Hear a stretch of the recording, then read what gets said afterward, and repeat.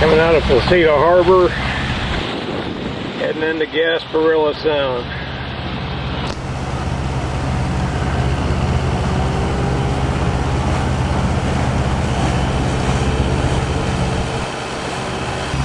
Now you won't see Charlotte Harbor like this, a sheet of glass, very often, and that's why we left at 7:40 a.m.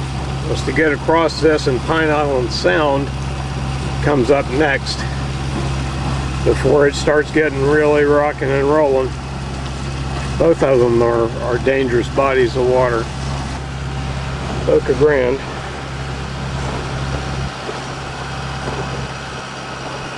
That's Cayo Costa.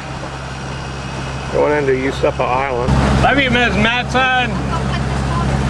Okay, you gonna cut a corner? All right, yeah.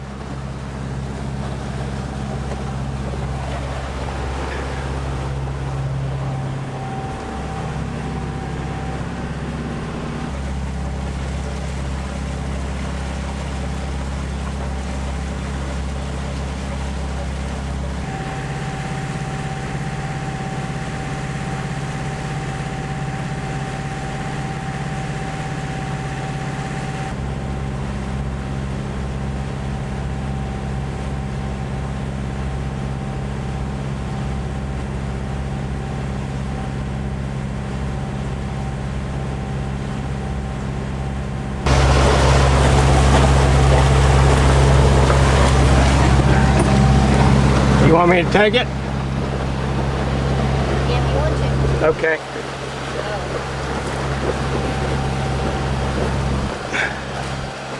Here you go, Captain.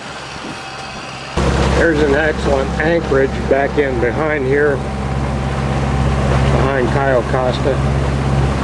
Neat is as you're zooming along, you just dive right on in behind. Got good water, good protection. It's excellent. That's Usepa Island up ahead. Now, Usepa Island was the cattle shipping center. Captiva Pass, there's North Captiva Island. On up to Captiva. And in the distance is Sanibel Island. Out of Usepa Island right here. You got North Captiva. Captiva. Sanibel Island. So as we come out, that's North Captiva, and then Sanibel's down in the distance, and then we'll start turning to port to the left and heading into Fort Myers. Now this is Pine Island Sound. Doesn't look like much, but I tell you what, these 20 miles can seem like a lifetime in a blow. They really can, and it's going to start blowing hard in 2 days. It's Saturday and Monday. The winds are supposed to start. We got the next front coming in, so I've actually never seen it like glass.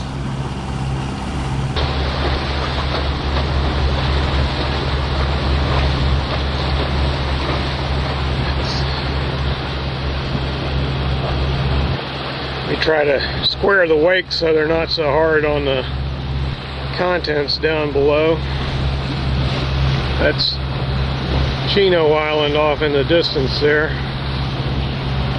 We'll be rounding the corner, heading into Fort Myers after that.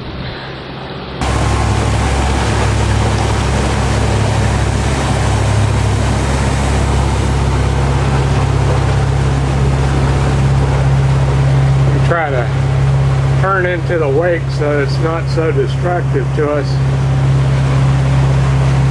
Or these ones that don't slow down.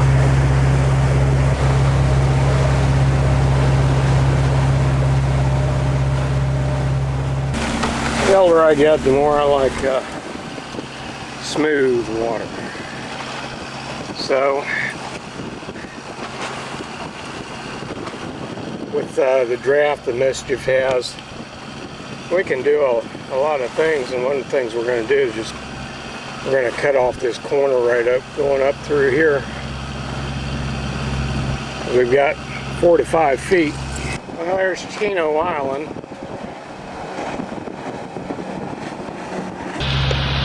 Right there is the backside of Chino Island.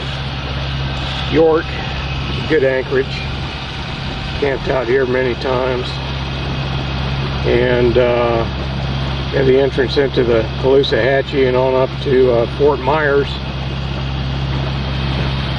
And there you have the Intercoastal Waterway. We cut off sections of it whenever we can, you know. We try to think outside the box. Tip of Sanibel Island. And if the wind's blowing from the south, then you want to anchor out here in Sanibel, off of Sanibel, like that trawler's doing right over there.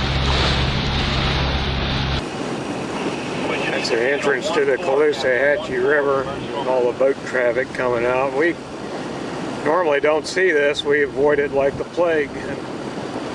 Usually travel on the weekdays. It's kind of like the start of the Indy 500 or something here. They come down, and when they get out of this slow speed zone, man, they nail it. Caloosahatchee entrance. And Cape Coral. Around the bend into Fort Myers up ahead a few miles.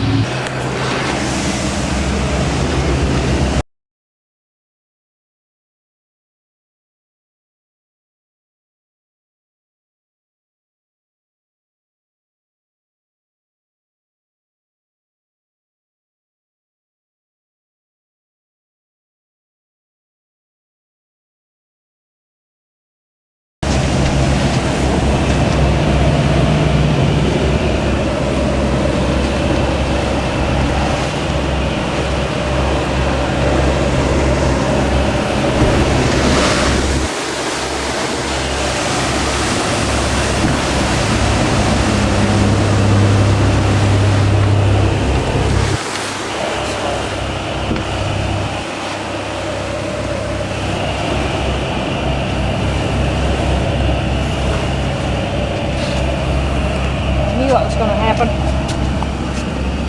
Here you go. Get it. 2:45, and we're arriving Fort Myers. And we're coming up on the railroad bridge. That's I-75 in the background. And power plant around the corner is Sweetwater Marina at Highway 37 bridge. And 3 days down here to this point, that is a good trip. 6 miles an hour. I have no idea what that is, but it sure looks impressive going across there. Now we're heading through the Highway 37 bridge, and we're getting ready for a lock through at the Franklin Lock. I'm bringing her up. He's going to give us a green light. We're going to go through. And we got the green light. We're going in.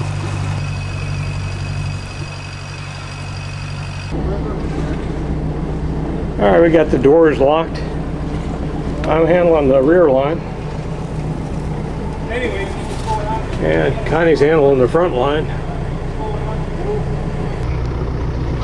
Mike, this is for you, oh boy.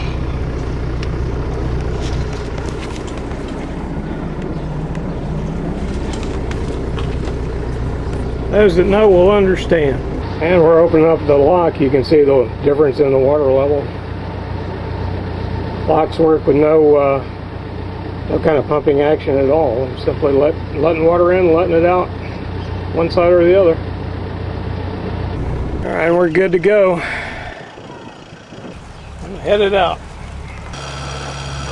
And now we're on the freshwater side, and we'll probably camp out here by the Alva Bridge up ahead. Well, we made a decision. We're going to leave the Alva Bridge behind and go ahead and try to push on to LaBelle. That's another couple of hours. 6 o'clock, 10 after 6 now, and the bridge closes at 10. You can't get a bridge opening after that. But we're going to try to push on so maybe we can get across Lake Okeechobee before this storm hits on Monday night. This is the Fort Denard Swing Bridge at LaBelle. That was the site of the old fording site for Indians, Seminole Indian Wars soldiers, Confederate soldiers. Later on it was used for cattle fording here, and it was the site of Fort Denard. In fact, there were two forts here in the Seminole Indian War area, the 1836 to 44. The other one on the upper bend, or the eastern side, eastern bend of the river. And here we go.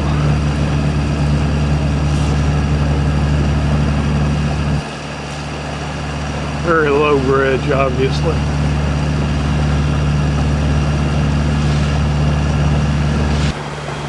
Clearance 9 feet.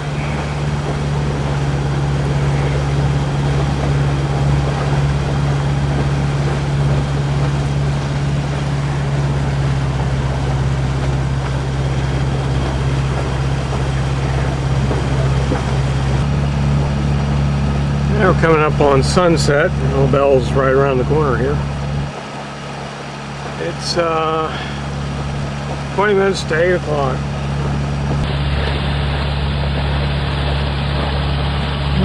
Coming up on the LaBelle Bridge.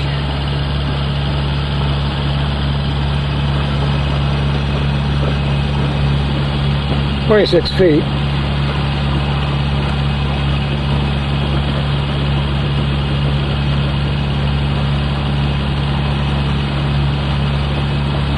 Yeah, there's room for a few boats at City Pier. Marina about a mile down the pike here, heading east. And in here is the town of LaBelle. You can kind of see the traffic crossing back in back of the building. Well, that's the town back there.